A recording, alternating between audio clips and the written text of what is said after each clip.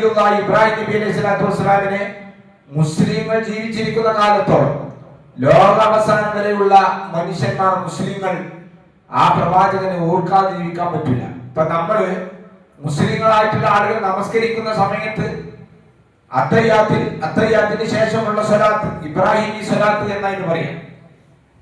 അല്ലാഹുമ്മ സ്വല്ലി അലാ മുഹമ്മദി വഅലാ ആലി മുഹമ്മദ് കമാ സ്വല്ലൈത അലാ ഇബ്രാഹിമ വഅലാ ആലി ഇബ്രാഹിം എന്ന് തുടങ്ങുന്ന ഇബ്രാഹിമി സ്വലാത്ത് നമ്മൾ നമസ്കാരത്തിൽ നിർബന്ധമായി ചൊല്ലണം. ഒരു ഖുതുബ പറയുമ്പോൾ ആ ഖുതുബയിലും പ്രവാചക സല്ലല്ലാഹു അലൈഹി വസല്ലമയുടെ പേരിൽ സ്വലാത്തുണ്ട്. ആ സ്വലാത്തും ഇബ്രാഹിമി സ്വലാത്താണ്. നമ്മൾ മയ്യത്ത് നമസ്കരിക്കാറുണ്ട്. മയ്യത്ത് നമസ്കരിക്കുമ്പോൾ ഒന്നാമത്തെ തക്ബീറിന് ശേഷം ഫാത്തിഹയും രണ്ടാമത്തെ തക്ബീറിന് ശേഷം ഇബ്രാഹിമി സ്വലാത്തുമാണ് നമ്മൾ ചൊല്ലേണ്ടത്.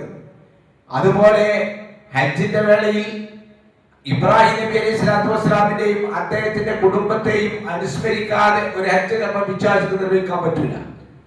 പറഞ്ഞതുകൊണ്ട് ഉദ്ദേശിക്കുന്നത് മഹാനായ ഇബ്രാഹിം നബി അലൈഹി സ്വലാത്തു വസ്സലാമിന്റെ ജീവിതം അത്രമാത്രം ബന്ധപ്പെട്ടതാണ്.